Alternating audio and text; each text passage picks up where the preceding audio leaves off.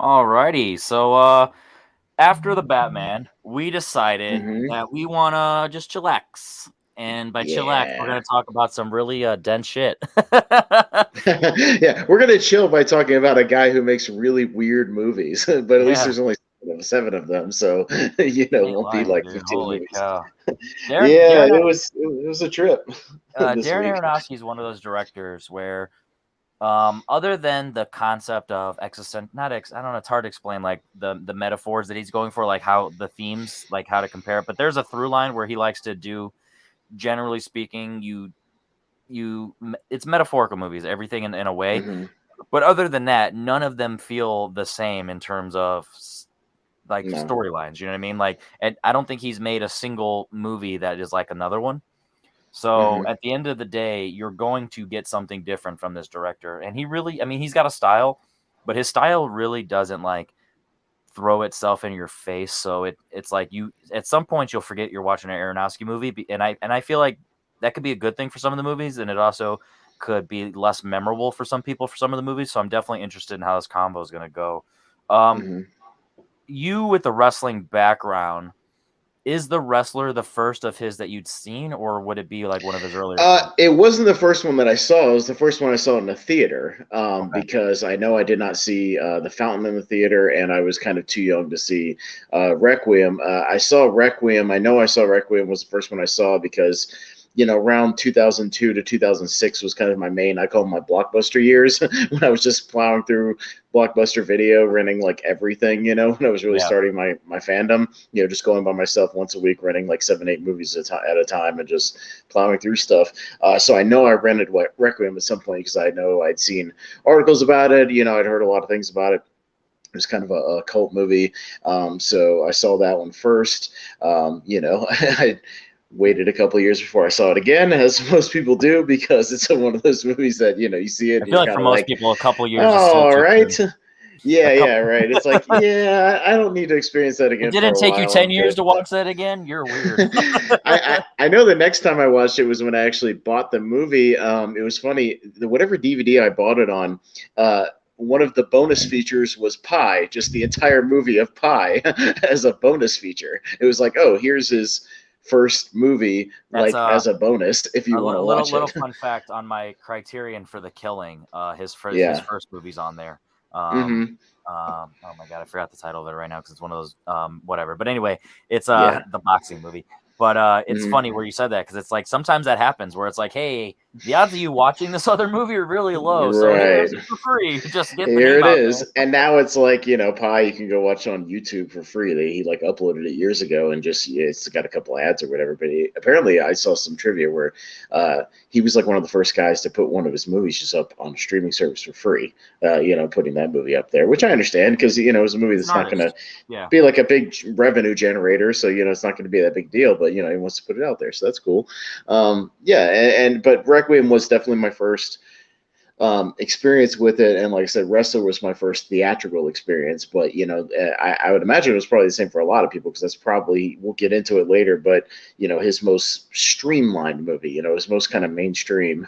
Yeah. It's not like a movie about crazy imagery and Yeah. crazy metaphors or biblical stuff or religious stuff or whatever, because he's dove into that a couple of times, but body horror, nothing like that. So yeah, it's a Honestly, if streamlined movie.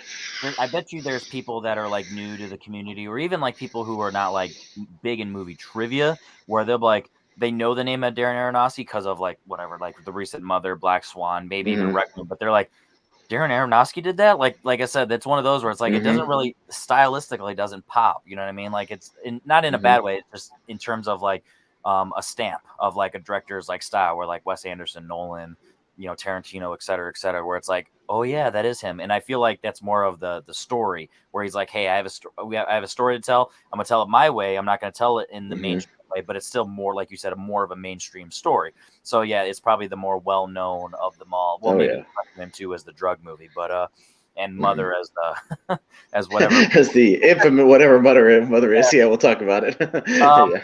So yeah, I feel like my first one had to have been The Wrestler. But I feel like I saw Requiem back when I was renting DVDs or Blu-rays, whatever. I don't remember which one it was from Netflix. and I was Mhm. just getting a couple at a time around that. Right when I got into films at 2014, so before I really even had Netflix as a login, because I was in college and whatever, so it was easier for me to just have one at a time and really just narrow down what I was doing. Mhm. And I remember I had Requiem, and I'm like, I'm pretty sure I've seen this, but I don't remember much. So when I rewatched it, I was like, yeah, I do remember some of this, and it's one of those where it's like, Yeah, yeah. yeah, it's a movie. Um, so yeah, do you want to go ahead and just jump into it?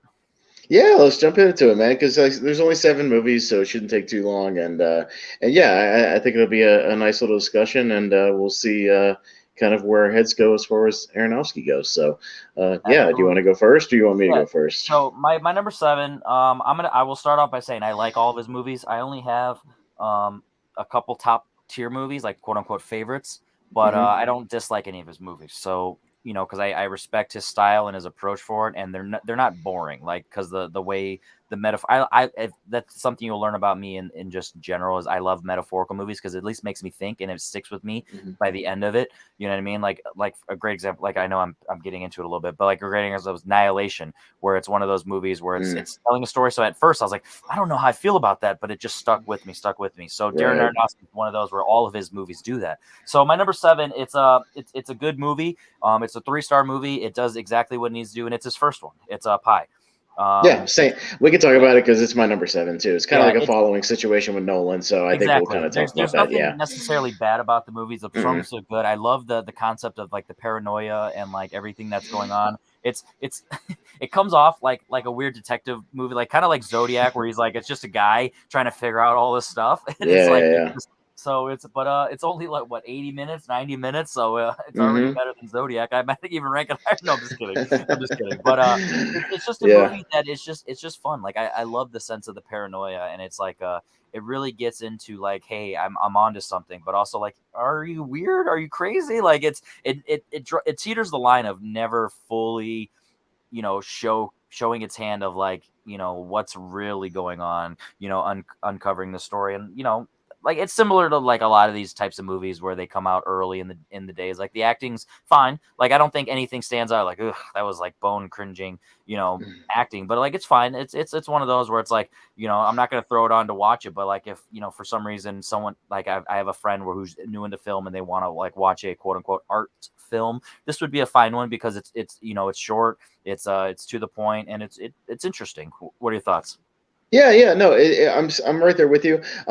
Yeah, and I was going to just intro kind of my list is similar. My bottom three are all enjoyable for me, but for different reasons that we'll Yeah, get into. But I could watch any one of them at any given time. My top three is pretty much my top three, and then I've got one in the middle that I like for a whole nother reason. So we'll get into it.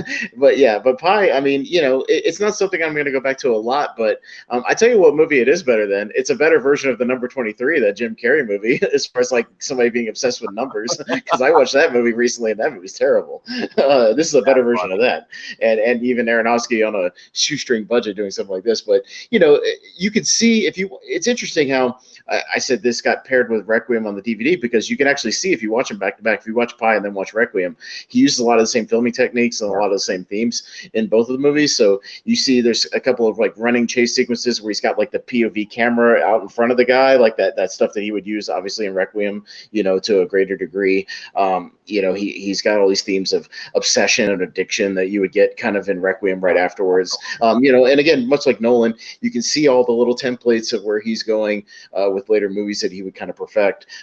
Yeah, and again, the acting's fine. I think the guy who plays Max, the main guy, he's okay. Like yeah. he does a pretty good job for his character, and you can see him steadily losing his mind and getting bogged down in all this, and his anxiety levels rising. Like I think he does a good job at that. He's got a look to him that's what's kind of Yeah. memorable about him, where it's like he looks like he would be not necessarily a scientist, but like a math person, where it's like he's like, but it's also Yeah.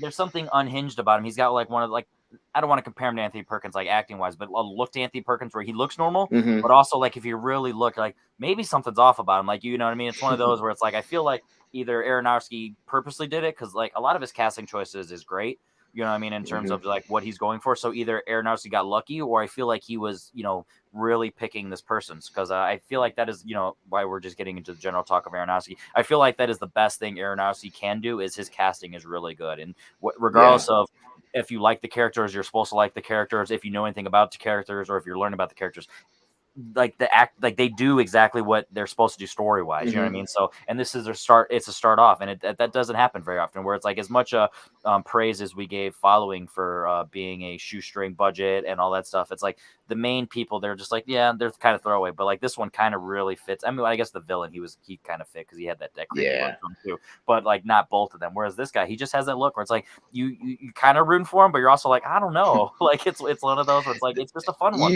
You wouldn't want to be friends with the guy because you know he's unhinged in some way, or he's gonna freak out on something, or but if he passed him by on the street, you wouldn't think twice about it. He's the guy at school. He's the guy at school or in the office that you always have to be nice to, because if he goes shooting, you're like, okay, this is really bad. I made a joke one time about a coworker of mine that we've been going through all these training videos, and I said, I'm going to be nice to that guy because that guy has active shooter face, which I thought that was, it's a bad joke to make, but it is. But anyways, I mean, it's an okay movie. The only things I don't like is it has a couple of like art house movie, like first time movie tropes of like the background stuff where it's got like, we got to have a narration and it's like he's got to have like the background music is very like 1998 where every other scene's just like it sounds like something from the Matrix that would be in the background, which is like weird, that don't always fit. It's going for that high element that it's trying to ramp up. It's not letting the plot fully have the thrills and I gotta direct you what I'm thinking about doing instead of just kind of letting the story speak for itself, which is fine. Again, he's figuring things out, and he would amp up very quick. It's one of those things, again, we talked about like with Following, where if this wasn't his first movie, but like Requiem was his first movie, it would be like a hell of a debut. You know what I mean? And it would be like Nolan with Memento. Like I don't like Memento, but I know everybody else does. But like that, or Tarantino Reservoir Dogs, like it would be up there if he just started with Requiem and didn't have this. But he still has it. It's still a good effort. And I think it's worth checking out if you're a fan of his. Like it's definitely a curiosity that's worth looking at. It's easy to find, so why not? Absolutely. But number 7. So all right, sure. So my number 6, this is a movie that the performances and then just the metaphors alone like ramp this up for me, because I don't really, the story, it's surface level and like what it is in terms of like what it's presenting, but its approach does, I don't know, it does something for me. It's Noah. Okay, this might be an episode. It's my number 6 as well. So we'll see. So, this might be one where we line up more than you think. We'll see. That's the one good thing about this filmography, where sometimes it could just be a conversation. It doesn't need to be a battle all the time, a competition. But so anyway, just something about the visuals are beautiful. Like it does a good job of like just setting like the vibes, and like it's one of those movies where it's like Russell Crowe's Noah, where it's like it's not just him doing the storyline of that. I think that's what separates it from like what it could be. It's really dealing with the family stuff. You know what I mean? Like with his, it's getting in the mindset of like the characters, and I feel like that's what Darren Aronofsky does best in terms of like as a director, because you could we'll get into it later with like The Wrestler and stuff like that, and even like Requiem as a drug addict, where it's not just surface level like, oh, here's the character and here's what they're doing, or here's what they could be doing. This is like no, let's deep dive into like where they're thinking and the thought process, and that does a great job. And I feel like that's what rises up for me in terms of like, if you look at a lot of like reviews and this stuff, it's not very high, but I disagree, because I just respect the fact that it's not a conventional quote unquote Noah story or Bible story, and it's not really trying to be like, I've heard a lot of people say like maybe this is like an anti-religion movie because it's so, and I feel like that's just, I don't like my movies preachy, and I really don't feel like that. So I love Russell Crowe, Jennifer Connelly, their dynamic's really good, and like I said, it's beautiful. So what are your thoughts on it? All right. I like Noah. This is a funny comment. Jesus Christ. Oh, Steven.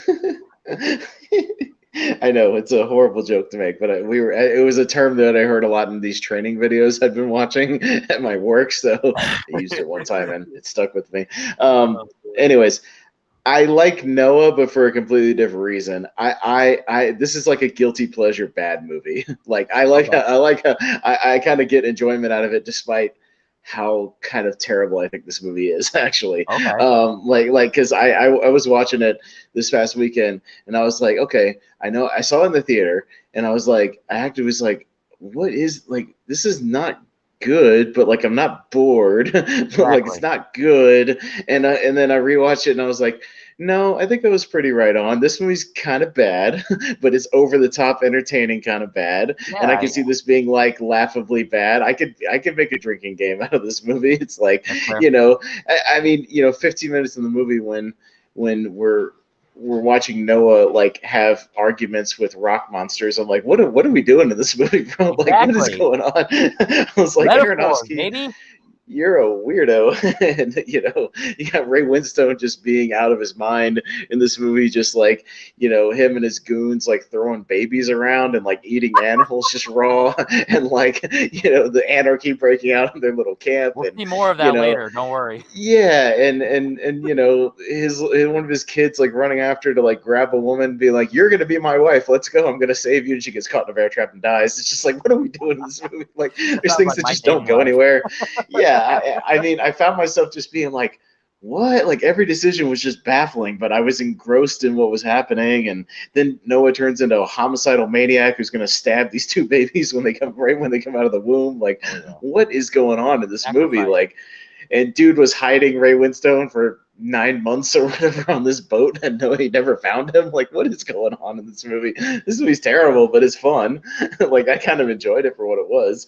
Like, so it's in my number six because I had a little more fun with it than Pie, just on a rewatch, But I was actively going like, I don't think this is good, but I can see where he was thinking. But if you take this movie super seriously, I don't. You may have missed the point. I don't know. I think I think Aronofsky is not going for anything super serious in this. Maybe he's just messing with exactly, people in and this one, I that's think. what I was trying to say. Like, what this story could have been. It could have been just a surf of like, here's the story, here's this. Yeah.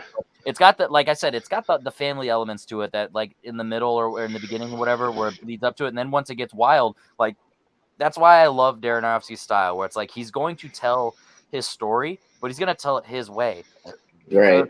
he technically approaches conventional stories, but he tells them in unconventional ways, and this is a perfect Hmm. example of it, where it's like a lot of people like. I don't know why I've just really heard this criticism lately, but there's been a lot of criticism for the Last Temptation of Christ. I don't know if it's like just people have been watching I because haven't watched it yet. I have the Criterion Blu-ray sitting over there, and it's been one I've been meaning to get around to, especially for Scorsese. yeah, I'm going to get to it very soon, especially if we do like a Scorsese something or other, at some exactly. point. Like And I'm gonna check it so out. But the main criticism of that it's where it's just like like what's the point? You know what I mean? Like what are we really trying mhm. to, you know what I mean? And I feel like that's where this could have gone. And it's just fun dumb stuff. And I just really like Russell Crowe, and I think that helps a lot, at least for me personally. Where it's like Mhm. whenever he's doing something, if he's actually committing to it, and he's committing to this character, you know what I mean? And Oh, like he's committed, good or bad. He's exactly, he's in it. He's all exactly. in.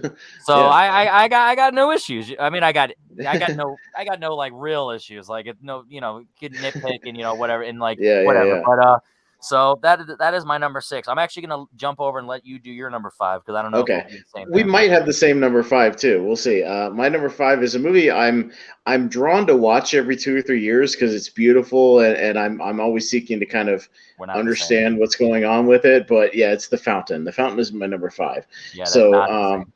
Okay, okay, okay. I thought it might be the way we were No, no, going. no. So, anyways, number five is The Fountain, and again, it's a movie I don't love, but I like, and it's a movie I'm kind of drawn to rewatch, every couple of years, because mainly because of the score. The score I listen to a lot. I listen to it a lot on Spotify. I think the score Yeah, to this movie is incredible, and a lot of the visuals are great. I mean, all the stuff where he's in his little meditation bubble in space, floating around with the tree, is really gorgeous and nice to look at. And I like the stuff where it's bouncing between the three timelines of exploring these themes of immortality and trying to cheat death, essentially, and find the cure for Conquistador, everything. And yeah, president, and then the tree thing. Yeah, it's like supposed to be like 500 years. He's like 1500, 2000, and like 2500, something like that. But yeah, so I mean, it's always. I remember the first time I saw this movie, we all watched it. A couple of neighbors came by and like we'd all rented a movie and they rented The Fountain. I don't think they knew what they were in for. We were all watching it together, like me and my parents and like my I friends and mean, if my you look at parents. the And poster, it looks like a sci-fi movie, like yeah, Sunshine. it looks like a sci-fi movie. It's like what if you could live forever? It's like, oh, some sci-fi movie. And then like 30 minutes in, like my neighbor was just like, what the hell are we watching? I'm leaving. And like he just like left. I don't even want to be your friend anymore. I know I Yeah, he's just recommended like, this, what but are I we hate doing? you now. Yeah, I mean, because I think he was into like the stuff where he's like a conquistador or whatever, at the beginning, like all that kind of stuff, and even the stuff in the modern day or whatever, where he's a surgeon or a scientist, trying to help Rachel Weisz with her little tumor thing was cool. And then once I got into like the stuff where he's in the bubble, he was like, "What are we doing? Like, I'm out of here. Like, I'm done with this." But I mean, it's fascinating. I don't know if it all makes sense to me. Even on my most recent rewatch, I was trying to kind of figure out what he was trying to say with this movie, or and he's even said, Aronofsky has in interviews, like it's up for interpretation, and that kind of annoys me. Like, I kind of want to at least know like what you were thinking about, and it seems a little pretentious to just be like, oh, I'm just gonna throw this on the screen and let you figure it out. But like at the same time, I mean, you could make with it what you will, but I still find the movie interesting, and it's not boring. So I like The Fountain overall. I just don't love it, but I am drawn to rewatch it every couple of years. There you So go. Yeah, yeah. I'll talk about that in a little bit. My number Hmm. 5, I don't know if it's gonna be one that's higher for you now. We might actually have these 2 flip, but Requiem for a Dream. And at Okay. this point, we're going now we're because I at this point, these are the ones that I really like, or to Okay. really like to love, you know what I mean? So Hmm. at the end of the day, it's literally just the watchability, and that's why it just, at we're just being realistic. It's in Hmm. that good tier, but I'm not gonna watch this that often. Not because it's really like draining. It's just there's like no levels of fun, you know what I mean? Like there's one more that is more similar in terms of like, it just goes, goes, goes, goes. But it's so intriguing even on rewatches. Whereas in this one, it's just like uncut gems, but not funny. You know what I mean? So it's one of those where it's like I can't really like rewatch it, but I respect it so much, and I really do like all performances are great. Ellen Burstyn's one of those where it's like we all know someone that doesn't do really much, but they have a dream, but it's like an unrealistic dream, and it's like, are you crazy? Are you serious? You know what I mean? It's one of those where it's like Hmm. I don't know. It's like I want to believe you, but like your approach, and it's just I don't know. It's really it's one of those where it's like it's weird, and then you have all the drug stuff with Jared Leto and Jennifer Connelly, where it's like their relationship is like toxic, but also like people that like go through I mean not know you don't know people, but like you've seen like it's a thing, Oh so yeah. like, you don't relate to them, but you sympathize for them because you're like, God damn, just get your shit together, like you guys have potential. And then everything with Marlon Wayans, like he's trying, but then he's not. He's like up and down. You know what I mean? It's like this is Hmm. one of those weird ones where it's like imagine like um double featuring this with Train Spottings to at least add the levity, but getting two sides of the coin of like the All addiction, right. like the up and down, and then throw Traffic in there because you know what I mean, because you just show the different levels of like class and how they take advantage of these situations, but how it can tear you down. It just shows that like addiction isn't just drugs, going into the Ellen Burstyn thing where it's like it's her addiction to like be I don't necessarily want to say famous, but just have attention. You know what I mean? Be liked, Yeah. be relevant. You know She what I mean? wants to be the most relevant of her little group. She Yeah, wants to have people looking at her. She wants to have like the doing the the stuff with the ideal hair dye, of and herself. yeah, she's Yeah, just trying to all be this stuff with it. younger. Well, but what's interesting with Aronofsky is he paints the same picture of these people literally doing heroin and being addicted to heroin as he does with somebody being addicted to diet pills like speed, Exactly. and that how out of control it can get on both ends, if you go deep into both of them. So I think that's interesting, and where they Because both, because of that course, where everybody ends up is rough.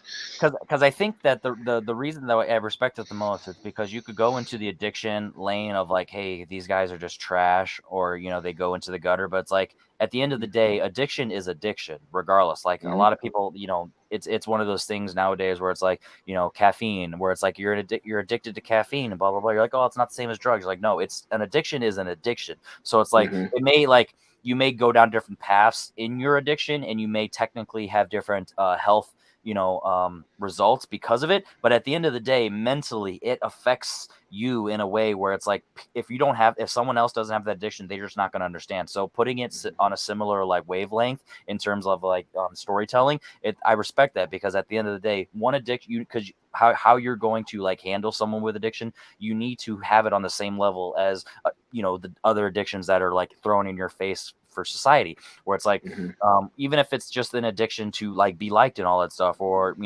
getting in shape, people with bulimia and all this type of stuff, anorexia, Mm-hmm. where it's like you have to literally handle all addictions essentially the same, because otherwise you're not going to get fixed and you're not really going to understand or respect it. How many times have you heard someone say, oh, I'm addicted to this? Like, oh, shut up. That's not that serious. Imagine if you were addicted to this. Like, yeah, you say that now until that person goes down that hill that you don't want them to go down. So I really respect that storytelling. And I feel like that's where Darren Aronofsky really strives, where it's like he's going to go over the top with his storytelling, but to get the point out there, where it's like, hey, I need you to understand the message, or like the subtext of what I'm talking about. And I've always really connected with that, because, most filmmakers don't take that swing, and they really don't have the patience to like truly, or the trust in their audience to like respect and understand that the big picture.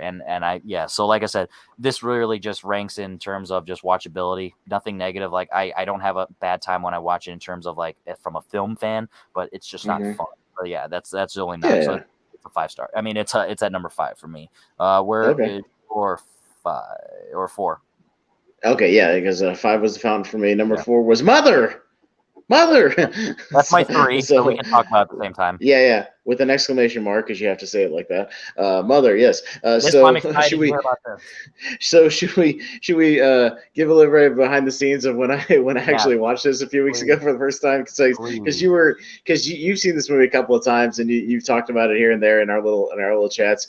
And so, out of the blue, I sent you a screenshot of my TV, and it was like the opening credits or whatever, and you're like, "Uh-oh, here we go." I'm like, "We'll see what happens." And to me, I was like, the only thing I had ever heard about this movie, I just heard that it was one of those infamous movies that got like an F cinema score, that like people just hated out of the, at least the general audiences hated, not so much the critics, but like the general audiences. And I didn't know much about it. I knew it was something about Jennifer Lawrence is in a house and a whole bunch of people like invade her house and start doing crazy stuff. That's like all I had heard. And I had, so I mean, that's in a nutshell what it is. Yes. But, I didn't set any expectations. I was like, okay, I'll just see what it is. And this movie, I texted you. The first thing I texted you was I said, wow, Michelle Pfeiffer is really rude in this movie. And you're like, oh, it's funny. Somebody else told me the same thing. Really? I was like, yeah, she is. And I was like, yeah, they're very, very rude. And then the next thing I said was, I need to take a break because this movie's giving me Uncut Gems anxiety. I don't know if I could take this because I was like, yeah, I hadn't had that kind of anxiety watching a thing since I saw Uncut Gems in the theater. And I was like, I don't get anxiety attacks, but like I totally related to somebody. Like if I was just in my house and all of a sudden like 50 people streamed into my house and they were just like breaking stuff and like painting on my walls and like tearing up my stuff and just like I would have such a freak out attack if that happened. And it's funny, yeah. So like watching the escalation of this movie, like I got really into it. Like I was like, oh my god, no! Like stop touching her stuff. Like stop moving this. And Javier Bardem just being like, oh no, it's okay, baby. They just want to talk to me. Like we're just gonna hang out for a little while. Like what are you doing, bro? Like get all these people out of your damn house. But then obviously the movie is not really about that. It's about this like she's Mother Nature and like he's like either God or something or and it's like and it's mankind ruining the earth and taking over and ruining what they've been given and going crazy and destroying stuff and those things. It's a whole thing that kind of escalates, but at the same time you can still enjoy it for just they're invading her house and just tearing everything apart, and she's like pregnant, and she has this baby, and it just being like a crazy escalation movie of all this balls out stuff, and you can even just enjoy it on that level. And I would say like I was entertained with the movie. Like I didn't really find it pretentious or crazy. Like I just kind of enjoyed what it was, and I kind of enjoyed again this anxiety roller coaster he took me on, just having a little fun with the movie. So while I don't think it's like his best movie overall, like I still enjoyed it, and I definitely don't think it deserves the bad reputation that it has, or whatever you want to call it. You know what I mean? So yeah, I mean it's just a little less because I've seen it. I've only seen it the once, and I don't know how many times I'm gonna go sit down to have that anxiety attack again, much like Uncut Gems, because I haven't seen that movie since the theater because I'm afraid to go back and watch that movie again. So I'm just like I don't know if I want to like put myself through that again. But maybe in a couple of years when I so Mother's been one of those where. I want to start off by saying the marketing for this was trash. It literally was marketed as a horror film, not and it's not a horror film, not as like a horror thriller, like just a dead-on horror film. Like you would assume this was a Conjuring movie, the way that trailer was pitched. So that's already started off in terms of like the cinema score, just the expectation that really pissed me off in terms of like trailers and marketing. Like, oh It my was god, like how the marketing for Drive that Ryan, yeah, it was like a Fast and Furious movie. yeah, Yeah, they marketed it as like some Fast and Furious racing someone movie, and literally it's sued the not. Yeah, theaters. That's hilarious. But yeah, I know that's so stupid. so yeah, so I wanted to start off by that. That's the mother thing going in there. But I don't know, I don't remember if I didn't believe the fact that the trailers pitched it as a horror film because, like, being a film lover at this point in 2017, I was already like, like mentally like seeing things and like getting the ideas of like tropes and how trailers work. So I don't know if I fully was like, nah, I don't think that that's what it is, or just the movie just fully like had me from day one, from minute one Mm, where I was just all in. But anyway, so at no point I was always up on this movie. This is one of the movies that I've defended the most on the internet because like I said, I love metaphors. It's one of those things where if I like the story itself and I like the metaphor that it's going for, those just kind of like meet in the middle, and it just is like a perfect combination. This has just always been one of those for me. This has always been a movie that I mm. love. I love Jennifer Lawrence's performance because at she's so like innocent but also like slowly building up because like people that just like kind of bottle up all their emotions Oh and all. yeah, she's just gonna explode any second Yeah. and just go And off and and go obviously that's crazy. that's a great metaphor as well, is for Mm. like a natural disaster, whether it's a volcano, hurricane, Yeah, et yeah, cetera, et right. cetera. The floods, you know what I mean? But Hmm. like it's also like a real life thing. So like it works on both levels of like as a just a straight up narrative, like you said, with all the stuff going on, the unhinged, build up and the explosion, like a Who's Afraid of Virginia Woolf type of deal, where it's like you have just Hmm. that yelling, all that stuff, or you just have the metaphors. So I love that, and I just love the concept of Javier Bardem's him character, where it's like he's like the father figure, he's the man of the house, he's a loving husband, but like as soon as like other people get in there, he starts to act different, and that's just how Hmm. people are sometimes in relationships. They're not as loving and caring because they're afraid that the other person's going to judge them, or they just act different in front of people. So it works on that surface level, but it's also the metaphor of just God and the creator of just forgiving the sins and just accepting Hmm. people for who they are and just catering to their needs, et cetera, et cetera. And then you have Ed Harris's character Michelle Pfeiffer of just like coming in and being the first, and at that point there's no rules, so there's they don't have respect for someone else's house because at that point Yeah. there's no precedent, you know what I mean? But also sometimes people come to visit people's houses and they just don't have respect, you know what I mean? And that's just how it goes, Yeah. treat yourself at home. Like, how many times have you ever seen someone go to someone's house and they put their feet up? I mean, it's like, whoa, whoa, whoa. You don't put your Yeah, feet on my or bed, you know they what I just mean? start like grabbing stuff off your shelf and look at it, be like, no, like I have things in my place for some reason. Like you got to ask, like Exactly. you just or start drinking stuff out of your fridge or whatever. You know what I mean? Just like doing whatever, acting like it's their place. Without I didn't tell you like mi casa su casa. You know what I mean? It's like I don't even know you. Like I don't know why you're here. And that's what I enjoyed even just about the first 30, 40 minutes. Is like it was almost She like a literally mystery. like, Like we don't know like them. like like who is Ed Harris? Like who is this guy? Like why is he here? Like who's Michelle Pfeiffer? Why is she showing up? Like how does she know her? Like I was enjoying it more of like a mystery of just like and the escalation, like you're talking about. I was just enjoying like seeing like where it was go next. As far as all these people showing up, and then the cover of like they're just all here to be with me Mourn because your I just death. wrote Yeah, the this book, funeral. Yeah. and everybody thinks everybody's loving me and hugging me and like again I enjoyed the ride. It's just it's not higher on my list because I just saw it for the first time. And Yeah. I don't know when I'll sit down and watch it again, but I did enjoy it. So if you ever see anybody like if I see Henry on there defending this movie, I'll jump in and defend it too. I liked it. You know what I mean? I There you go. enjoyed it. So That makes me I'm with happy I'm because with like you. because Yeah. it's one of those where there's a small like cult little fandom of it, especially Hmm. nowadays where it's just not talked about anymore. But there's still people where they're like, oh yeah, mother, and now it's become the thing of the mother. You know what I mean? That's just become a meme. Yeah. So Yeah. yeah, so that Sure. annoys me. But yeah, so that is my number three. Your number four. My number four. This is a movie that my one and two just hit me on an emotional level. So my number Mm. four is probably the most. Let me just put it this way: imagine picking at your finger nonstop. That's what this movie does to me as I'm watching it. It's Black Swan. It's one of those where it's just Okay. like the duality of the Black Swan, the White Swan, you know what I mean, all that stuff. Mm. Natalie Portman, just one of my favorite actresses, outside of Thor, you know what I mean, where it's like Mm. I don't really know about all that, but anyway, so I just love her, you know what I mean. So because she has that innocence to her, but she also has that drive. Like I love the concept of I want to be good.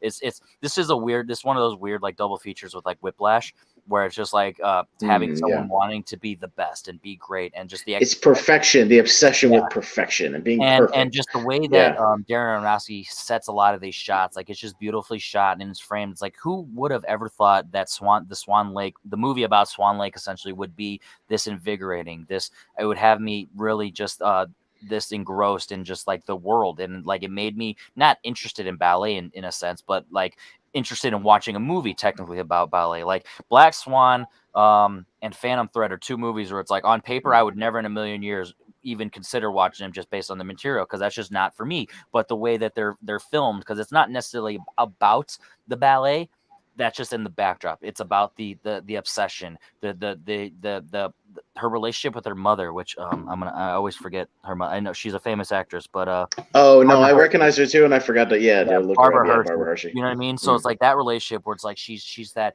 mother where it's like you're gonna be the best, but also like, hey, let me keep you on that leash. You know what I mean? It's just that Right. weird relationship. And then everything with Mila Kunis, once again, metaphorical. You know what I mean? And it's one of those, I hate saying this, but like spoiler for Black Swan at this point, where it's like, Yeah. everything that happens with Mila Kunis at the end, where it's like, oh, is it all in the head? Is it real? It's like, Yeah. Was she even there like at all? Like the yeah. whole movie? I don't know. Like Exactly, it's or it's like this was yeah. the end thing, just finally the flip of the Mhm. metaphor, and she just used her Mhm. as inspiration to finally take the turn to be great and have that. Mhm. It's this honestly would be another great double feature with Birdman, where it's like you're just Mm. you're at the end of where you're getting with your point. And so this is one of the few movies that does a creepy character in terms of like sexual creepiness, where it's like it's obviously not saying it's okay, but it's showing it, but also not preaching it. Like, because Vincent Cassel's character is Right. like, he's, I can't think of the word right now, but he's like objectifying these women of like, hey, you got to like kind of like be with me if you want to get this Yeah, yeah, part. right. And at no point does it ever say it's okay, but it also doesn't like hammer the home like, hey, by the way, this guy's a terrible person. We need to put him in jail and all. You know what I mean? Mhm. It's not about that, but it's still Right. showcasing like in this world, similar like in it's so that's the difference between this and like Last Night in Soho, where it's like the storyline becomes about those Mm. creepy characters and stuff. Whereas this is like, hey, it's here, don't forget that this is a possibility in this world, but also like, Mhm. that's not the point of the movie, but it's Well, look, and that's what you can read into Winona Ryder's character, who yeah, shows up, here and yeah, there, and she's where fucked she can up, see dude. Yeah, she went down that road with him, you know what I mean, and got like really broken down by him, yeah, and eventually, then like and her now suicide he's like attempt, yeah, he's discarding her now and like moving on to the next thing, you know what I mean? So exactly, like you can dig into that if you want to, but it's more of like a side thing that you can dig exactly. into. But yeah, but it's there, like So you yeah, can talk about it. this is a great metaphor for like mental health and like obsession of Hmm. like, hey, you know what I mean, like, you're the overpowering mother slash sheltering mother, the obsession with an activity, a hobby, a sports, you know, Hmm. something educational, like anything along those lines. And then just the rivalry, like, at that point, whether it's real or not, the rivalry is just like, it's an obsession in itself, and it really tears them down and it really gets into them. So yeah, Black Swan's one of those movies where once again, I don't have that emotional connection to it just because I emotionally care just because I love the performance by Natalie Portman and just the character, but I don't relate to it. So that's lower for me. And then Mother is just so much more fun in terms of just like the I don't want to say nostalgia because it's not like old, but like from day one I've just Yeah. been, it's like a roller coaster, like you said. So like that's the reason why that's 3 and 4. But yeah, that's the reason of that Mm. ranking of that. So yeah, Black Swan's my number 4. What's your number 3? My number three is Requiem for a Dream. So There we go. yeah, I just and talked about me yeah, as a bathroom, so go ahead and talk about it. I'll be right back. yeah, no problem. So yeah, Requiem for a Dream. Again, I'll talk a little bit about the first time I saw it. It's definitely one of those things that lives up to the reputation as far as it's a very disturbing, devastating film, especially the first time you watch it. You're just not really prepared for the places that it goes, the depths that these characters go down to. The spiraling out of control, especially like we talked about the Ellen Bernstein stuff, which you definitely feel for her as far as getting obsessed with these diet pills and just wanting to lose weight, because that's a lot of what we do. And where she ends up at the end of the film, I think, is probably the most devastating, because we can't all relate to people who do coke or heroin or things like that, but you can still feel sorry for the characters as far as where they have to go. But yeah, the imagery in this movie, Leto's arm, and again, Ellen Burstyn, just the way she looks at the end of the movie after the electroshock stuff is just horrifying. Her performance, I was definitely deserving of the Oscar, nomination, which what she got. Yeah, and everybody else is great too. You forget that Marlon Wayans around this time was like doing Scary Movie. It's just like, dude, like what's even? Why isn't he doing better stuff? Like, this he's actually, good. I wouldn't say he's a great actor, but he's a good actor. He's an actor with potential where it's like, Yeah, he's he solid. could be onto something. Like, Yeah. imagine if The Lady Killers wasn't a pure comedy in terms of like a slapstick, over the top, Oh, goofy right. comedy that the Coen Brothers movie. Like, imagine him in a Coen Brothers movie. You know what I mean? Like, that would have been pretty cool. And it just, Right. it just obviously didn't work out that way. But yeah, it's one of those where like a Well, lot of I also had an epiphany when him and like Leto run around. I'm like, oh hey, it's Joker and Robin, or the Robin that never was, because Marlon Wayans was supposed to be Robin in Batman Returns, and he was contracted, but it never happened. I did not know that. But yeah, Wow. you didn't know that he was I did going to be not Robin know in Batman Returns, and it just never happened. Like he was contracted, he got paid, and then it just never happened. Kind of like the Billy D thing with him being Two Face. Like he got paid for it, and then it never happened. So it's just a We're not weird going to thing. talk So I'm about the like, 90s. The 90s is wild. I'm like, it's hey, it's Robin and Joker, off on a drug adventure, So there you go. And That's one way to get Jennifer, there. even Jennifer Connelly is Betty Ross from that Eric Bana movie, the Hulk movie. So there you go. Everybody does comic movies at this point. But anyways, but yeah, good stuff. I was fascinated with just. I don't know really what it meant, why Ellen Bernstein is obsessed with this infomercial thing with Shooter McGavin, just like Christopher McDonald, and like this one show. Like, I don't know if that was like supposed to mean something, but like, I I think couldn't, it's the metaphor for the being popular. Like it's like she was able to like vision her like in Joker. So where how he's obsessed essentially with the stand up with Robert De Niro's character. Like it's one well, of those yeah. where that's the metaphor for him being in the spotlight. And I feel like that's the thing for her where it's like that's kind of her, like that's a show she watches, so that's just her like constantly But putting it's not a herself. show. It's just like an infomercial. I know, Like, but it's it's not a something that's always show. it's something on TV, but Yeah. it's an easy way for her to like flip that switch and like, hey, I could be, you know what I mean? Okay. I feel like it's when you have a pipe dream, that's the best way I can phrase it. When you have a Mm-hmm. pipe dream, you grasp on to the easiest thing, you know what I mean, to make it feel real and to kind of paint your own narrative. Mm-hmm. And I feel like that's just one of those where she's literally just so desperate for it, like that's just the best she can come up with,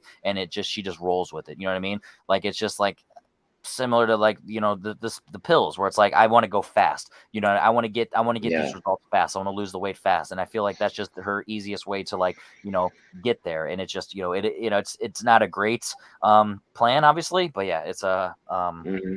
it is what it is. So yeah, it's sad more than anything. Yeah. But the movies still work. I actually have seen it twice in the last 4 or 5 months, because I actually bought the 4K Blu-ray when it came out, when that I purchased a couple months ago. Watched it when I picked it up, and then I watched it again for this thing. So, but yeah, it still works. Like by the time you get to the end and like that little montage of everybody in the fetal position, just where they all end up, it still just hurts. Like when you watch it, you're just like, I man, don't know if you oh mentioned yeah. the music The as Clint, well. yeah. I mean, the guy he uses, I think his name is like Clint Marshall. I think the guy he uses for a lot of his movies, he's spot on. Like he makes great This stuff, might and he be my doesn't get favorite talked about. music in all of his movies. Like it's Yeah, just the yeah. score or the This is a soundtrack. close second, because I love the fountain stuff so much but this is a close second. Like I like this a lot, and it's good stuff. It still works, and yeah, it's not a movie I'm going to put on like all the time, but I think the fact that it still worked, even as hard as it did this past one, it speaks a lot to the movie. So yeah, I like Requiem for a Dream. There Good you go. stuff. So my number two, that was your three, right? Yeah, that was my three. So my number two is The Fountain, and this is a Mm-hmm. movie that it's actually ironic listening to you talk about like praising The Fountain. At least generally speaking, you're not like Mm-hmm. overly praised, but you praise The Fountain, but you hate Arrival. I'm not saying like they're the same movie by any means, but like the way that they touch like the family elements and the sense of how they really get the full circle and how they are. Now I don't want to say manipulate the emotion, but how they're able to like get the emotion by the end and like how they're able to like go about it. It's just interesting. Like I said, it's not the same, but like hearing you talk about The Fountain out and say that you never seen Arrival, like, oh, you should watch Arrival. You know what I mean? That was the first thing that came to mind. But it just sucks that you It hate may Arrival. come down to even a simple thing where Arrival deals with a daughter and a kid, and I don't have kids, and this one's more just about a couple. It's just him and Rachel Weisz, and their relationship. I don't relate to the kid stuff. I never have, so that doesn't do anything for me. So that's it. May just be that it just doesn't work. So the Fountain for me, it's one of those where it's like, dude, the first time I watched this, I'm like, oh my god, like gut punch. Like Hmm. I'm a sucker for even like the kid stuff, obviously, but you know, like not being a dad even, but like in terms of just like wanting to be a dad and like wanting that. But I'm also single and I want to be with someone. I want to have Hmm. that undying love. And like what this movie represents of like going to the Hmm. ends of the earth, going beyond time. Like I feel like the what you were talking about earlier, you didn't really get the full points by the end, like you know the big picture or whatever. I feel like Yeah. the love transcends love and devotion transcends time, and it goes in different eras in terms of like I could literally my and so it's I personally think it's like reincarnation, you know what I mean, and it's like a metaphor for it's like at the end of the Hmm. day this love, it's there and you don't know where it stems from, whether it's from the early period, the later period, you know what I mean, it's just Hmm. there, you know what I mean. So like whenever you have that connection with someone, like it's going to be real and no matter what, and it's kind of like one of Hmm. those things where it just goes, you know what I mean. And I feel like his undying love literally gets to a point where he sacrificed everything, he's so dedicated, he's so like all the way in on this. And the metaphor of you know the tree of life, the fountain of life, it's literally a search for the cure, which is you know a metaphor like the tree of life, the fountain, you know, fountain of youth, whatever. Hmm. And it's just the way that he's able to like symbolize different elements and different storylines from the different eras. It just Hmm. showcases that literally regardless of where you are in your life, whether it's today, tomorrow, yesterday, next week, or 100 years later in your new body, if you reincarnate Hmm. and you're reincarnated, it just you are who you are, and you have those emotions deep down. Like you hear this all the time in like movies, like in the concept of like reincarnation. Does You don't get that often, but it's always like, wow, it's something like that. Or like a movie where like, oh, I have someone's heart, I kind of feel like them, you know what I mean, even Yeah. if it's Yeah. done Yeah. in a cheesy way, it still showcased like the love and the heart go, it transcends time and bodies and stuff, and it'll get to a Hmm. point where your dog will be here right now, as you say, because you want that love, you want that Hmm. metaphor, you want I try to say that, but yeah, so that's why this movie's always Yeah. connected to me, because like even if I didn't fully understand, and maybe I'm wrong, but like that's where it's connected to me, but I've always had that emotional connection for where it's like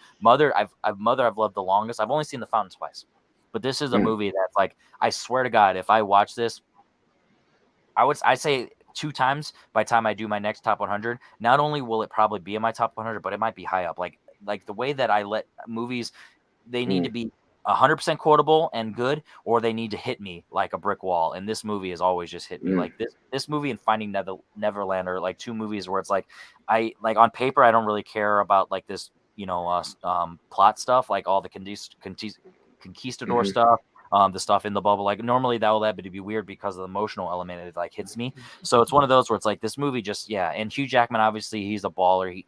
He's great. Yeah, he can't do much wrong. And just the sympathy that I have for Rachel Weisz's character, where it's like, God damn, dude, because there's so many times she's like, no, no, no, don't worry. But like, she's at no point she's making it about her. You know what I mean? It's like, hey, Hmm. don't worry about me. And then just the regret of like, I should have been there more, or we shouldn't have had that Hmm. fight and all that stuff. It's like, fuck, dude, because like I said, like you've been in situations where it's like, damn, dude, I regret that, because you never know. Well, yeah, and even that future stuff where he's like, at first he's like annoyed by it, but then he's like, when it's leaving him, he's like, no, I don't want it to go. Like Exactly. it's like those different emotions of like, the regret emotions, and yeah, the ones Yes. where, yeah, the person's so much in your head that you don't want it to be there anymore, but it's there, but you want it to be there, and yeah, he's going through all that, and like the little bubble thing, and yeah, all that stuff. Like again, I like the movie. I don't dislike the movie at all. Like I like it. Yeah. And again, I'm more fascinated by it, to where I go back to it every couple of years and watch it. I've seen it 3 or 4 times. Like I go back to it because I want to understand it more, and I want to, yeah, and I get something out of it each time. So I'm definitely fascinated by the movie. I definitely like it. So Yeah. I'll definitely defend it. Steven in chat's a little different. He's like, he loves Arrival, but not a Mm. fan of The Fountain, but he does admit that he Yeah, needs to rewatch it. So yeah, maybe yeah, after our conversation here, maybe you'll pick up on yeah, something, yeah. or maybe just the general entertainment, you know. Hmm. So I'm hoping we had the same number one. What is your number two? My number two is Black Swan. Okay. Whew, So I was nervous. Okay. Well, my number two is Black Swan. So, it played definitely the best it's ever played for me on this rewatch. Like, Great. I thought it was great. I definitely got super wrapped up in it watching it this time. Again, it hit a lot of those buttons that I really like, as far as like a kind of psychological thriller horror, sort of ish, kind of stuff where it's like even just the little things, like a little bit of body horror, a little bit of that duality stuff. What's real? What's not real? I like all that stuff Feathers where you are can starting to kind of, come out, and you're starting to get that. yeah, yeah. She's getting those like sores on her back, and then her toes are like all messed up, and then like even near the end where they start to become like webbing, I'm just like, oh, that's gross. Like I like all that stuff. Even just on a base level, again, not even looking into it, like on a base level, I'm just like, oh, that's gross. Like I like that stuff. That stuff where she's like pulling the finger skin like all the way back. I'm just like, oh, that gets under my skin. Like that's rough. Literally. Yeah, but I also got wrapped up, yeah, in her, struggle with this perfection element, and her, interactions, like you said, with Vincent Cassell, like as kind of icky as they are, it's like it's still interesting to watch. Like you're still glued to every one of the interactions that they have, and yeah, I think this would make it definitely a good double feature with Whiplash, because I mean they're very similar as far as this, like, strive for perfection, and like how far are you willing to go, and the toll on your body, mentally, physically, all that kind of stuff. And then, yeah, you can take it just as a straight psychological hallucinogenic trip, where she's like literally flipping out, and she's stabbing people, and she's really stabbing herself. Like it's all weird stuff that you can dig into. But yeah, I liked it a lot. And yeah, it's beautifully shot, beautifully acted. It's definitely, like, you can make an argument that it could be his masterpiece. Like in the long run, this is the one that I think still had the most, awards acclaim and critical acclaim. Like you could definitely make that argument. Like I wouldn't be necessarily disagreeing with somebody if somebody argued that this was his best masterpiece film. You know what I mean? Like I could definitely see that, and I'd have a hard time arguing against it. But yeah, it's definitely great, and I'd forgotten how good it was. It had been forever since I watched it. Like literally a long, long time since I watched it. Probably since it came out on video. So, yeah, it worked for me a lot. I think Black Swan is. I don't think it's overrated at all. I think it's perfectly rated and perfectly great. So it's Honestly, excellent. I think it's gotten to a point, like in today's day and age, it might get Yeah, to a point where it's underrated. Like people it just could don't be. talk Yeah, about it. because You know what I people, mean? there's always like that weird backlash, and then people kind of come back around to it. Like it's really weird like that. I honestly think it's the concept of when Black Swan. Oh yeah, Darren Aronofsky, Mother.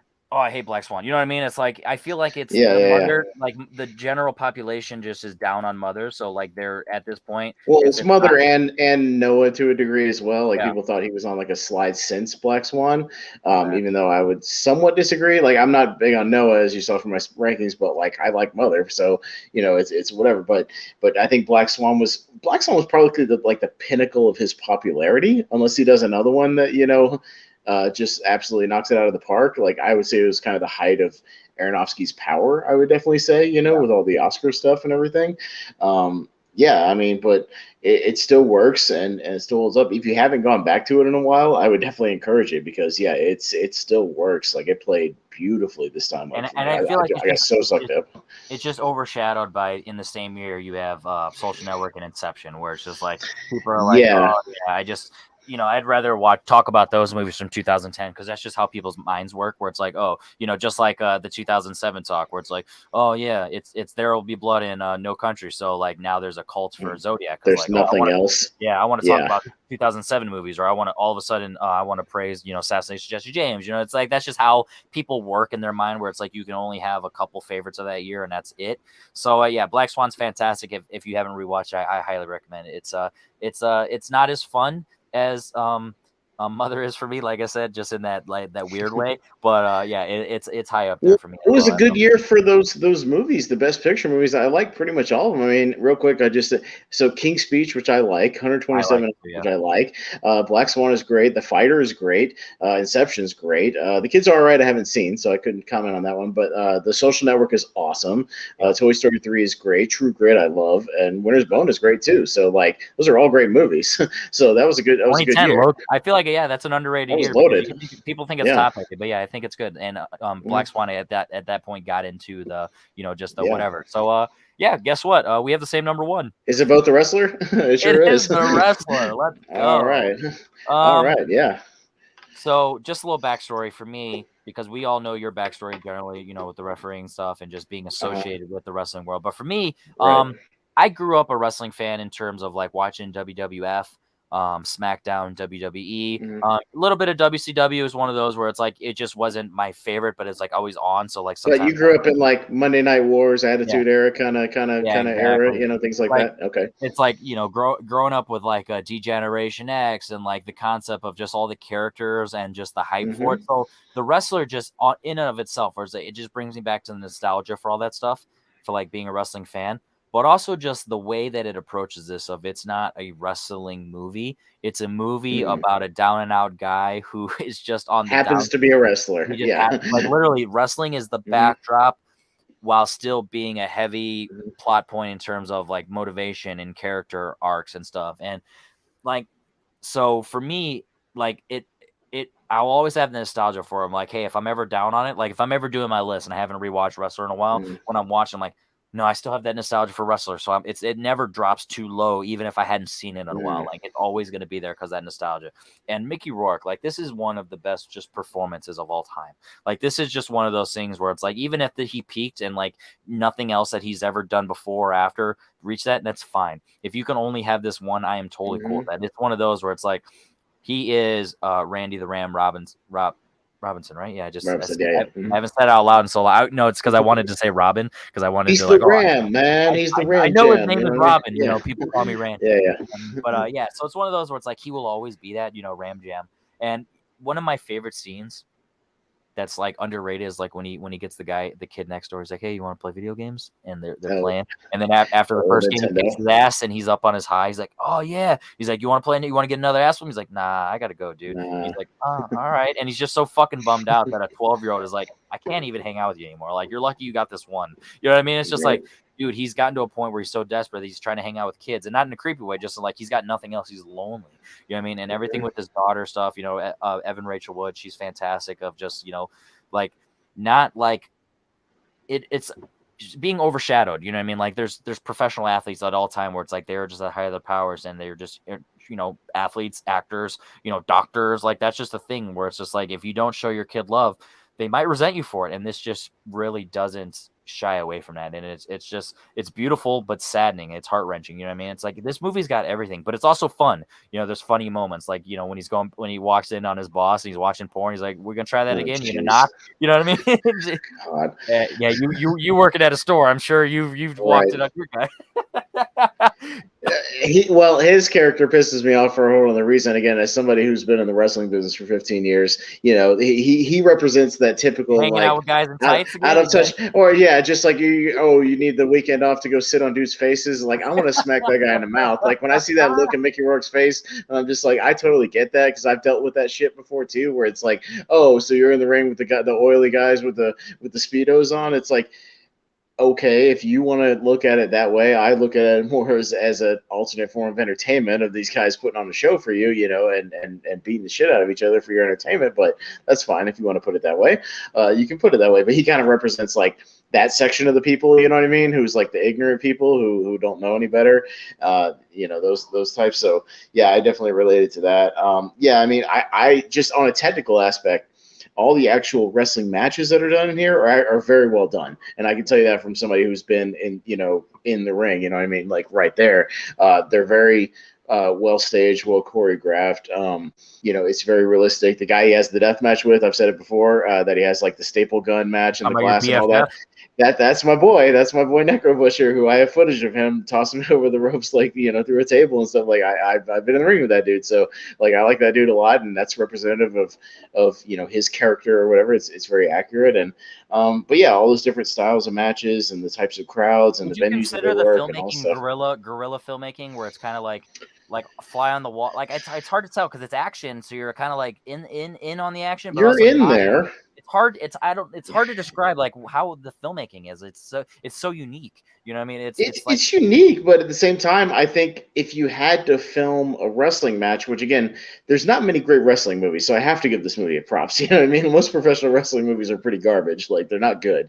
So, but he films it like you would film a boxing match for Rocky or something, where it's like sometimes you get those inside the ring, like right up next to the guys, and sometimes you get the faraway stuff, and sometimes you got the crowd shots, and like I think he at least took that into consideration and filming it very cinematically, which you could definitely do, and not just pointing a camera at it and letting them do their thing. But he did a good job as far as how it's staged and getting the emotions of the match and the crowd reactions and the hits and like how hard things can be sometimes and the back and forth interactions in the ring. Implementing the crowd, Yeah. like, handshakes and give me the chair or like use my leg, Yeah, shit like that. yeah. Where it's like, dude, that is awesome. Oh yeah. And that's happened at shows, and that's absolutely accurate to what has happened at shows. Things like that when they go into the crowd. Trust me, as somebody who stands there with them in the crowd, and can hear everything. Yes, it's very much accurate to that. The only things I've heard criticism of, as far as like from the wrestling community, again, just to let you know, is the way it kind of portrays. There's that one scene of all them at the kind of fan convention sort of a thing at the VFW hall, and just how everybody's like broken down and depressed and stuff. It's like that's not always the case, but I've seen examples of that. Like if that makes any sense.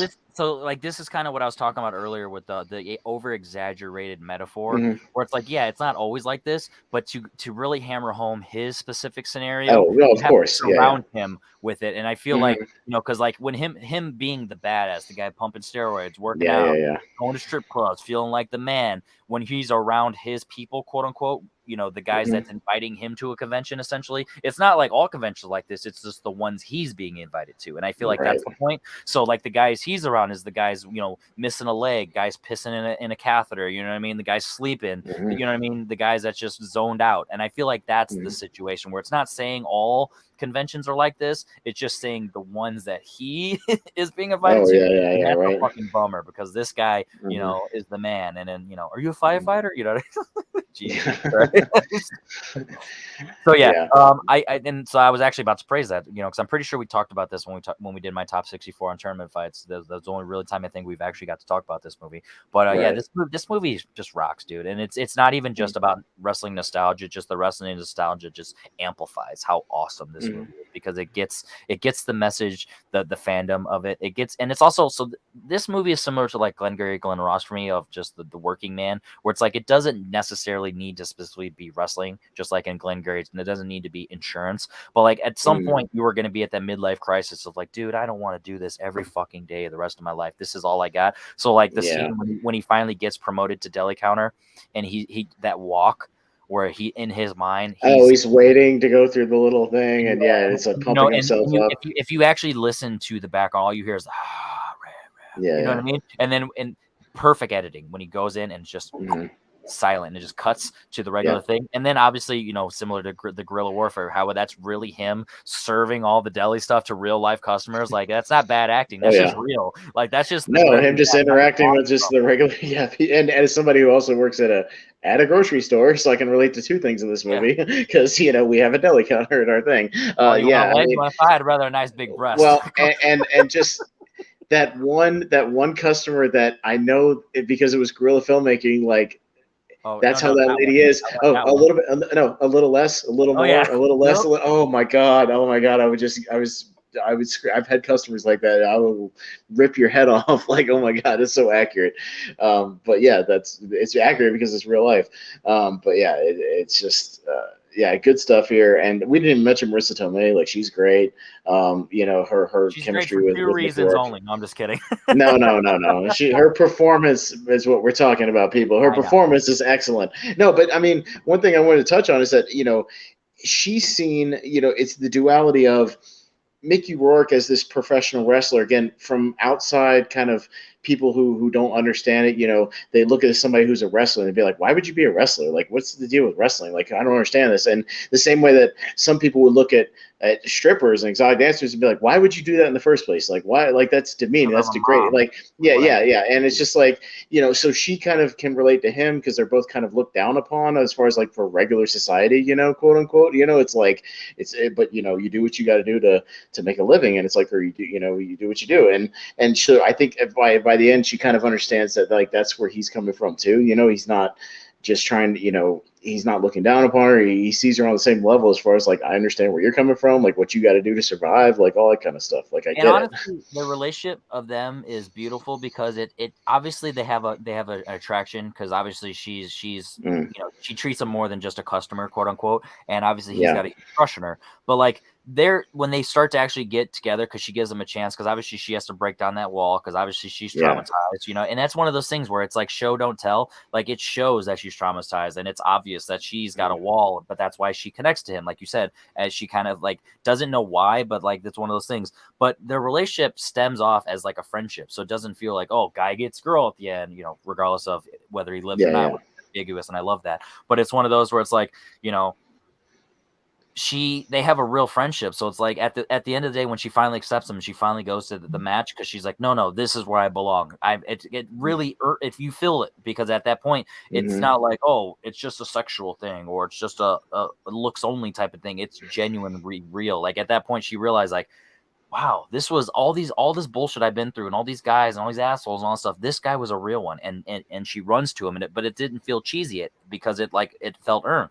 And, obviously, leaving it all in the ring, literally, like that is the best metaphor for any sports movie. You know what I mean? Oh Like yeah. that is what you want. You leave it on the ring. You leave it at the field. Give it your all, 150%. You will die for it, and then, that's why I love that it's ambiguous because it's like, depending on where you are as a fan of sports in general, of which one, you Hmm. will relate to that and it'll hit you home, or like, because you're either rooting for him or you're like, I don't care if he lives or dies. He did what he loves. You know what I mean? It's one of those where it's like at Yeah. any point you can respect that. And I feel like this is an ending that I'm happy, but I'm really surprised doesn't get shit on because of the ambiguity, because of the, you know what I mean? But I feel like it just generally people get it, and it relates to people. And I feel like I love that because this could be one of those endings where everyone's like, it just ends. It's like, no, it doesn't just end. It ends. So, yeah, the Yeah, wrestler. it's over. Yeah. Yeah. The Ayatollah, fuck him, America. Yeah, yeah. He's selling Bob, cars, man. Bob, I don't know if he's Bob gonna the come back. He's out there Ayatollah. selling cars, man. He's kind of living the dream right now. Like, no, Yeah, get your ass right. back. 20th Get in anniversary, the bitch. ring.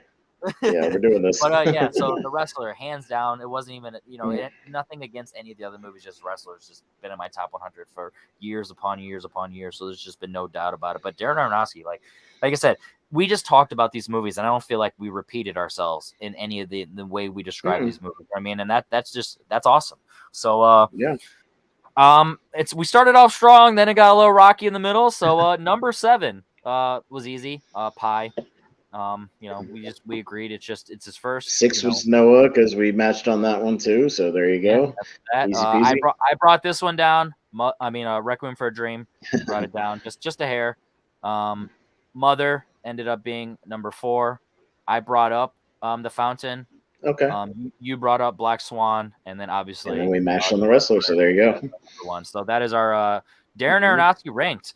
This was a fun one. This actually went really good. This is why I love having these types of shows where it's like, hey, let's talk. He's not an unknown filmmaker by any stretch of imagination, but Mhm. he's an under talked about filmmaker, at least from a filmography perspective. No one's bringing him up in trivia. No one's bringing him up for debates. No one is bringing him up just like, hey, you want to talk about some Darren Aronofsky? So it's just one of those where it's like, I don't know exactly. I know Steven was one of them, but I don't know who the other 1 and 2, 3. We had up to 4 viewers at the time, but we had a consistent, 2 to 3 almost the entire hour. You know what I mean? So the fact that, Darren Aronofsky, I'm glad we talked about it. So generally Yeah. speaking, what do you got going on in life? What's upcoming for tournament fights and everything going on movie? No, I'm gonna have to miss 1 or 2 shows coming up because of my work schedule. But Movie Hero Network, we got tier ranker fights and tournament fights. We got one coming up about our worst movies, as far as not so much like what we think are the worst movies of all time, just personally like movies we have a horrendous theater experiences with, or just can't stand. We're doing one of those. We're doing a tournament fight for video game movies because we can't do a tier ranker fight because I don't think there's any S level video game movies personally, but so we're just have to stick with tournament fights for that one, things like that. And then me and Jacob Barber have our podcast about movies on there, where it's really turned into more of just a recommendation show, just highlighting movies that we love and we want to spread the love on, and showcase, which is what we like doing. We try to keep it positive over there and just have a little fun, recommending movies and just talking about stuff, especially with each other, because he'll bring up stuff I've never seen and I'll bring up stuff he's never seen, and hopefully for the audience it's kind of the same and we can recommend stuff. So we love doing that stuff. So yeah. There we go. Mhm. So yeah, every Wednesday we are let's rank Where stuff. do we go from here, sir? I have a couple of ideas, but where do we go for Yeah, next so week? this is one where next one would go back to technically a franchise. So I have an one, idea to tie into something topical for next week. If you want to go with that, or we can go a whole another direction. So, I'll what do be you here think? your suggestion. Let's see if I'm ready Okay, for it. so we've got a couple of these things that we had a brainstorming session a couple weeks ago where we were talking about some of these franchises are small, so we kind of have to bridge them with another one. So like we did with Alien versus Predator, we merged and together did one big thing. So there's a movie coming out called The Lost City with Channing Tatum and Sandra Bullock Yeah, coming out. I and think Brad either this Pitt. week or next week. Yeah, this week or next week, where it's them kind of doing this adventure in the jungle Oh, and the I know woods where and all you're that kind of going. stuff. So we could either go, all right, so we had a crossover idea where we want to talk about Indiana Jones, but it's only 4 movies, so there's not a whole lot of ways to go. So we crossed it over on our brainstorming session with the Mummy.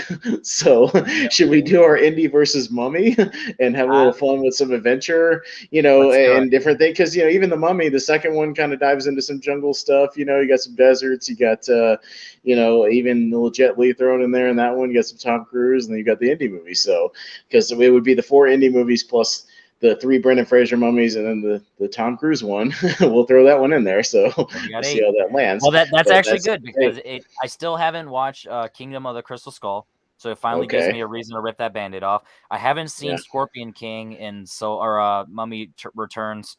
Is that second one, Mummy right? Mummy Returns. Returns. Yeah, Yeah, I Mummy, haven't Mummy seen that. Returns, Mummy, Tomb of the Dragon Emperor, and then the Tom Cruise Yeah, movie. so I Yeah. haven't seen Mummy Returns since maybe when it came out, you know what I mean, back in the day on Yeah. DVD, TV, and I've never seen Tomb of the Emperor, and I've never seen Tom Cruise's Mummy, so it gives me a reason to finally knock these out, because guess what? I There you probably go. wouldn't do it otherwise, so let's do it. And I think you said you had a hot take on one of the indie movies, so I'm curious as to what that is, and I we'll have get a into hot that take next on the week. So franchise, so it'll be a okay, conversation. all right. So that'll be a conversation. So maybe we see. So how about we just do, jungle, adventure, figuring things out. We'll do indie versus mummy. So that's what we're gonna call it. There you And go. yeah, 4 versus 4. So a big ranking of 8 is how that's gonna work. It's not just we're ranking each individually. We're gonna merge them Yep. all together and see where they come out. And you know how much I love that 99 Mummy movie. I think you've seen how much I love that movie. So who knows where that could end up, because I love that movie. That movie's in my top 20. So There we who go. knows where that could go. So that could be the big wild card. So, There you go. but I And just like had an I said, idea, so we'll make that work. And yeah, have fun with Crystal Skull. I'm interested to hear what you think of it, because it's something. Yeah, okay. Tomb of the we Dragon Emperor. Well, sort of, but there's we only 2 toyed with that movies, so idea, but we ended up we have a there's only better matchup 2. for that. Though. Yeah, we have a I better think, matchup. yeah, we had something better for that. Maybe I can give you a behind the scenes since you're watching. Yeah, we merged National Treasure in a versus with Da Vinci Code.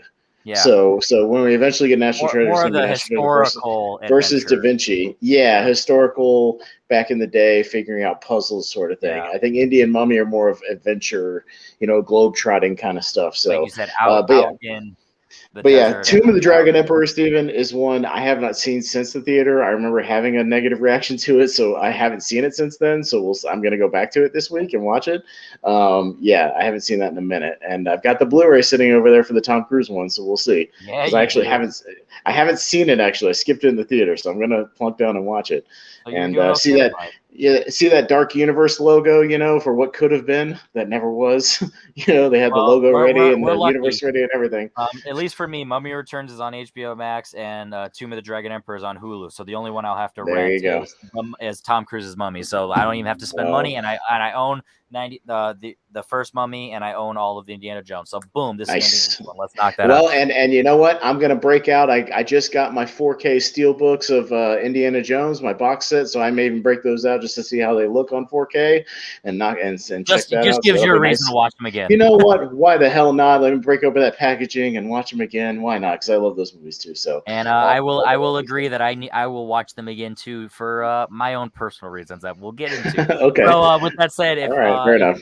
if you made it this far in the video, you're well aware of everything's going on the channel. But if you're new somehow and you like hearing us talk, make sure you subscribe to the channel because also on the channel we do movie trivia, whether it's a 3-on-3 bar trivia format. You know, I mean, it's strictly movie trivia, but it's bar trivia where it's kind of different games, teamwork and all that stuff. But we're also started implementing exhibitions, so more of the generic 1, 2, 3 round movie trivia, both singles and teams. So we're actually doing 2 back-to-back right now. I'm actually playing in both of them with singles match against Brian Michaels and also in a teams match with my team partner Jay Burns against Will Cohen and John Mayer. So that's going to be a fun one. But also on the channel, we have a new podcast that I need to actually rank, episode 1 that I filmed with John Maurer himself. It's a horror podcast. Austin, I'm sorry to break the news to you. I cheated on you with another horror guy. That's okay. We're yeah, but to be fair, eventually we're going to do some horror franchises here and there. We're probably going to mix them in. So we'll get to horror on here. You know, yeah, talking exactly. horror. I figured we would have our That's own okay. stretch. It's more of a sense of we want to do it from a filmmaking aspect, not just a fan. I understand. Kind of, it's more a quote unquote professional. But so that, and then also the War Room we actually started up. It's an exhibition style debate thing that we're doing, and me and myself and Austin here, we love debate. Check me out on Movie Battleground. I am spoiler alert in the championship, so I'm actually playing for my first title in years for anything. So that is a lot of fun. So with that said, like I said, if you made it this far in the video, subscribe to the channel because we have plenty of material for you guys to watch. And if you haven't already, join the Facebook group because then you can sign up when I do post for There Will Be Trivia and just random things like, hey, anyone want to do an exhibition? Maybe eventually down the road we'll start doing guest spots here on this show. So make sure you join the Facebook group because that's how you'll get notified for that. I'm not saying it's going to happen, but hey, it gives me a reason to get another person in the Facebook group. I will lie to you and say that you're doing that. So with that said, my name is Henry Confidential. That is Austin Pezhal, and this is Let's Rank Stuff, Darren Aronofsky. My number 1 was The Wrestler, so was his, and we've also both had number 7 at Pie. So Henry Confidential, Austin Pezhal. Make sure you check out the Movie Hero Network for everything that he's doing over there, and make sure you stick around here because we're going to have a lot of fun. Thank you very much, and if you didn't like this episode, that's okay. Nobody's perfect.